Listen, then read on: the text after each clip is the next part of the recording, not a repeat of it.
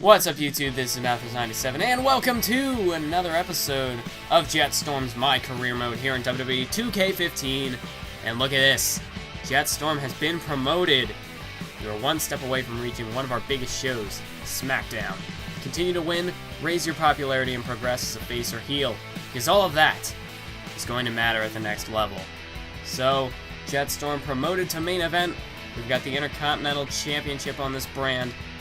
You can see Rusev, he's one of the faces of main event, and we know how much history Jett Storm has with Rusev, so this could potentially be his opportunity to get his rematch, get his revenge against Rusev. Cesaro and Jack Swagger have been thorns in my side lately. Can I count on you as my tag partner this week? So Jett Storm, he's getting an offer by William Regal, his mentor, and the general manager down in NXT. Gave Jett Storm the big break he needed, so Jett Storm, he's decided to team up with William Regal here tonight, give him a little bit of backup here in Long Island, New York, and try to help him out, because William Regal appears to have some issues with the Real Americans, and we know Jett Storm has defeated Jack Swagger in the past, defeated him once before, so Jett Storm, he's looking to help out Regal, because, hey, Regal's the man who really brought him into this business, who taught him everything he knew down at the NXT level, and really gave him his big break, because without NXT, there's no way Jett Storm would have been able to make it to WWE Superstars, and now here to main event. So tonight, Jett Storm, he's going to repay the favor. He's looking to help William Regal out here, and, work together as a tag team. But then again, they're going up against the Real Americans, and we've seen in the past that Jack Swagger and Cesaro, arguably one of the most underrated tag team. Well, maybe not underrated, but what's the word? Not underutilized. Well, yeah, underutilized and kind of underappreciated tag teams. Honestly, the Real Americans probably should have won the tag team titles at some point. And then, of course, the way they split them up. The way the WWE split up the Real Americans was... No, it wasn't good at all. Not the feud. They could have had a feud out of it, and then they just kind of threw it to the side, and we've seen what's happened to the two of them. Swagger, he had his moments. His feud with Rusev, that went well, but they didn't have anything else for him. So now he's just like another. Exactly. Swagger, there's not much you can say about him now. He doesn't really do anything. I don't know. That's just been the problem lately with WWE's creative. I actually haven't watched Raw in quite some time. By the time this video's up, I don't know. Maybe I'll watch the Raw after Royal Rumble.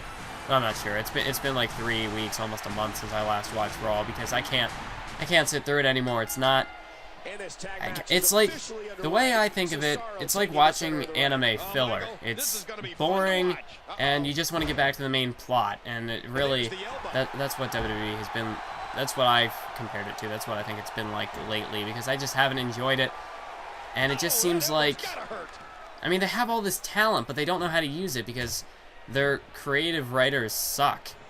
Like, 9 times out of 10, they suck. Now, granted, they do have their bright spots. Rollins and Ambrose, that feud was good.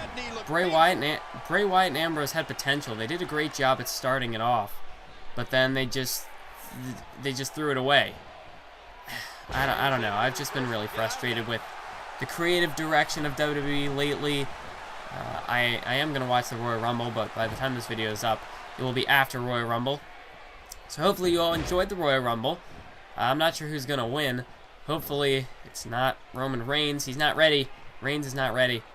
But then again, I don't understand what the whole deal with this triple threat in the main event is. But then again, I haven't been watching Raw, so I'm not gonna criticize it. But because I don't exactly know what's been going on, how they've booked it. But I don't know. I don't know about it. I don't know what to think. But this is not a video where I'm gonna rant on WWE. In fact, I should be promoting the Real Americans, because Cesaro and Swagger, while they were a tag team, they're one of the most popular with the WWE Universe. They really did a good job at connecting with the fans. But, even though they were heels, they did a good job of connecting with the fans, and they really should have been tag team champions.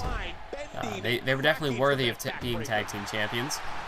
And it's understandable that William Regal would need Jett Storm's help against a team like this, because, I mean, Swagger and Cesaro, like I said, they're tag team championship material, and, you know, very well in my career, they could have won the tag team titles. You can see Cesaro Michinoku driver, but Regal kicks out before even a count of 1. But heading into this matchup, we did see that William Regal, you know, he's on his way out. He's getting ready to retire from in-ring competition to go down and manage NXT full-time as the NXT general manager. No distractions, no interferences. He doesn't have to worry about, you know, his in-ring career. He can focus on the development of future talent. And, you know, Jett Storm is going to be one of the very first superstars that William Regal down in NXT, you know, that he was able to bring up himself and kind of see them rise to stardom, I should say. Because, you know, he was there for guys like Sami Zayn, Adrian Neville, not Rusev, but Corey Graves. I don't know. But he was definitely there for guys like Regal.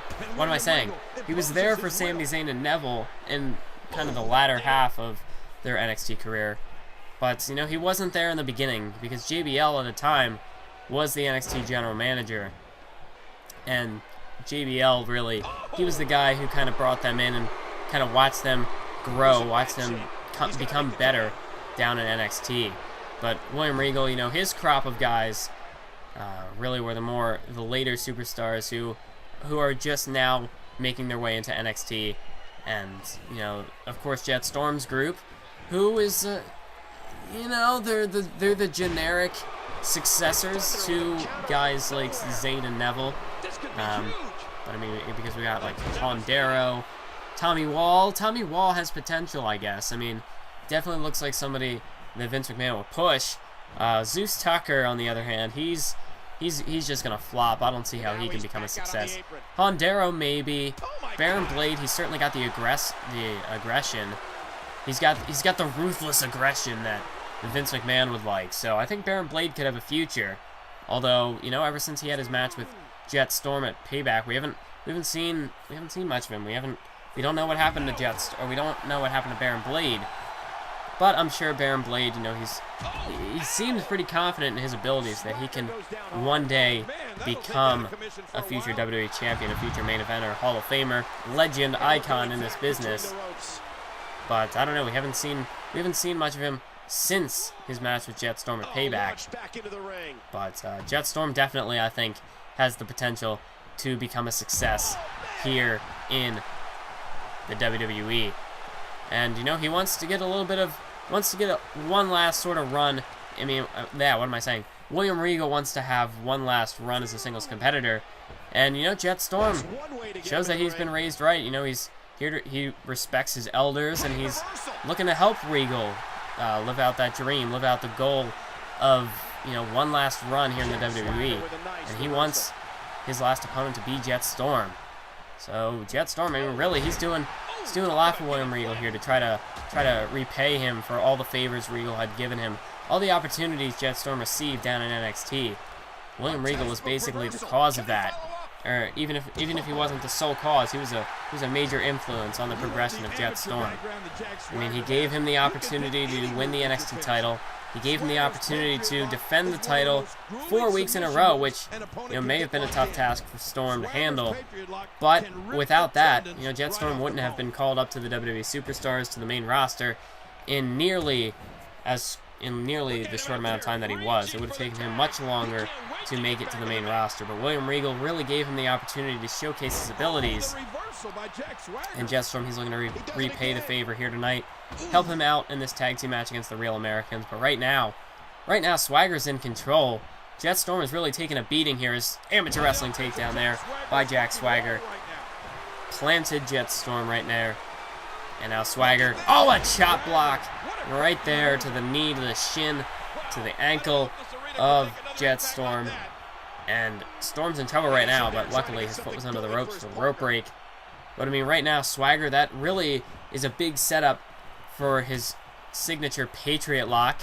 And of course, the gut wrench powerbomb is always something you got to watch out for. Jett Storm gets hit with a gut wrench. I think it could be over for him. But Swagger had a He had a sleeper hold in there. Regal managed to get in there and break that one up. And now a leg sweep there from Swagger, taking down Jett Storm. But now Swagger, he goes into the cover.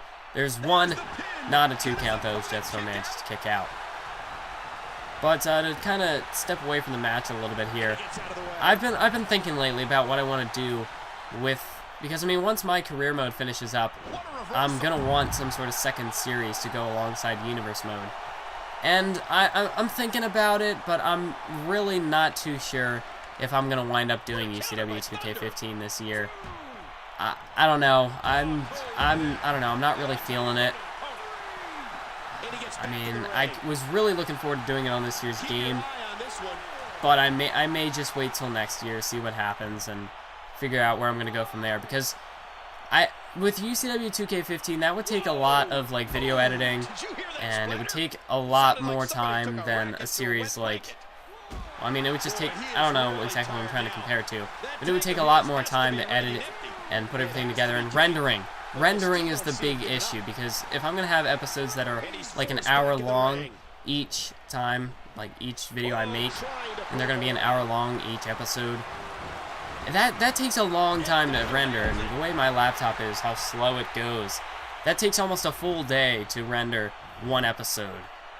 And especially if I'm gonna be like with Universe mode right now, I really have I would like to think I have a good idea for the future, how I'm gonna try to set this series up, and I want to try to make a little more progress in it, because last year with 2K14 I managed to go from SummerSlam to TLC, when my goal I think had been to make it to the Royal well, no, that was my original goal. I think my original goal was to try to get to like WrestleMania, and then it was the Royal Rumble, and then it wound up being TLC, which is where I got.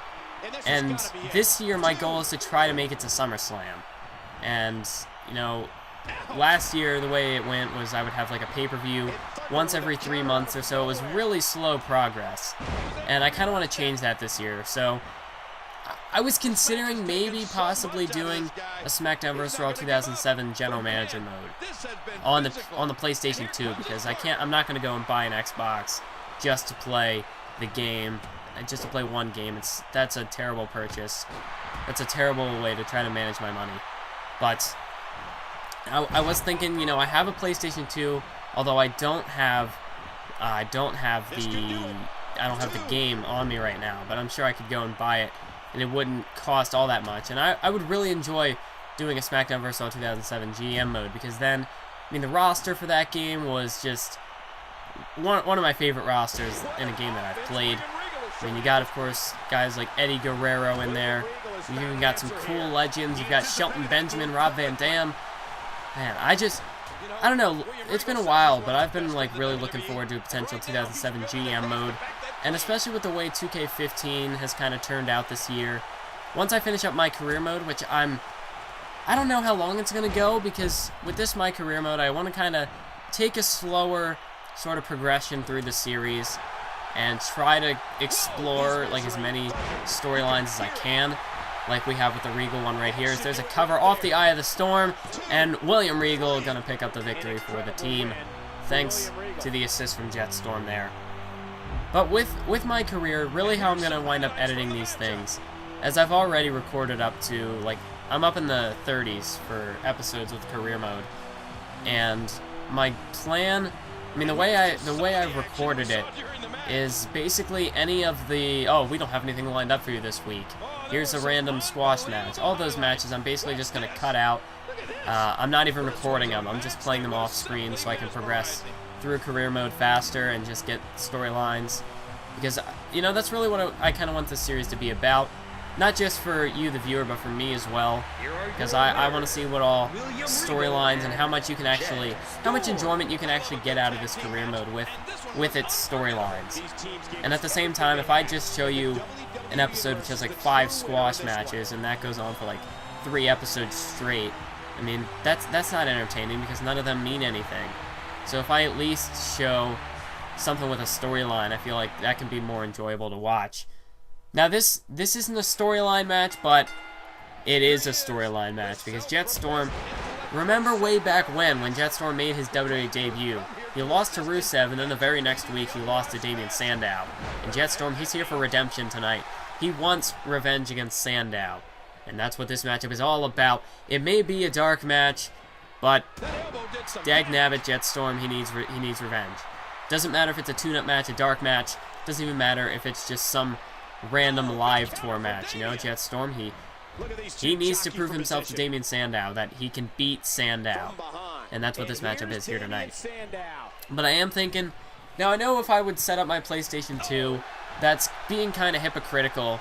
Like, what I had originally said on my update video was that, you know, I didn't really want to hook up my PS3 and then have to unhook it up and all that sort of things. And I'll admit I am being a bit hypocritical if I'm like, oh, well, okay, I'm not going to do that. Instead, I'm going to hook up my PlayStation 2, and I'm going to go through the same process, really. Although it wouldn't be quite as complex, I don't think, to set it up. Or maybe it'd be exactly the same. I don't know, I haven't exactly tried to record... I haven't exactly tried to record a PlayStation 2 anything, really, so that'd be a new experience for me. And plus, you know, I'd also kind of like to do maybe a SmackDown vs. Raw 2006 GM mode somewhere down the road. Like, obviously not now. Because the 07 GM mode, if I do that, would take probably all the way up to WWE 2K15 if I balance that alongside Universe mode. And Universe mode is the priority because I want to make progress this year. Last year, I didn't really go all that far in the grand scheme of things. I made it like 5-6 months, which is good, but, you know, at the same time, to have it almost like the real-life WWE where there's a pay-per-view once a month, or if I can at least get a pay-per-view like once every 6 weeks or something like that, maybe once every 2 months, just something that's a little bit faster paced than it was in 2K14. Because, I mean, with 2K14, I thought of some storylines, but I didn't really manage to get to all of them because it took slower to go through the series. And right now I have a lot of ideas for the future, like, not quite a year out, but like for certain superstars, I'm starting to plan out some storylines ahead, like I was doing with UCW 2K15. And what I'm trying to do is, if I can progress through faster, then I'm not gonna forget those ideas that I have now. I mean, at the same time, I'm gonna be, you know, getting a little more time to sort of think it out.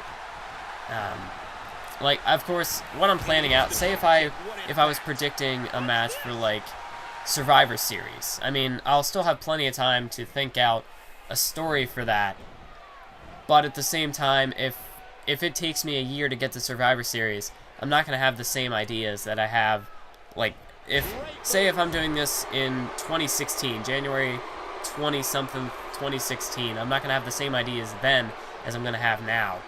Even though this video will probably be uploaded maybe... No, if this video probably will make it in January, maybe February. I don't know, it all depends on which videos I edit first. But, anyway, that's basically what my mindset is right now. I'll probably make another update video where maybe I'll think of some way if I can make a poll. Maybe if I could do like a... I don't know exactly how I would go about it. If I just maybe like post comments like I did with Pokemon Light Platinum and just basically say, hey, vote which one you want. Thumb up this comment if you want this, thumb up this if you want that. Maybe I'll just do that sort of thing. I'm not sure exactly yet. I'm still thinking about it. But Jett Storm hit the Eye of the Storm, and that is it. He gets the victory, the revenge match against Sandow. And I know I didn't really do a whole lot of commentating over the matches in this episode, but just something I felt like I wanted to get off my chest. And for those of you who do watch my career mode, if any of you are like loyal fans and you would like to see a 2007 GM mode, let me know down in the comments section. This was kind of like an update, almost like an informal update, I guess. But that's it for this episode. I want to thank you all for watching. Keep on YouTubing.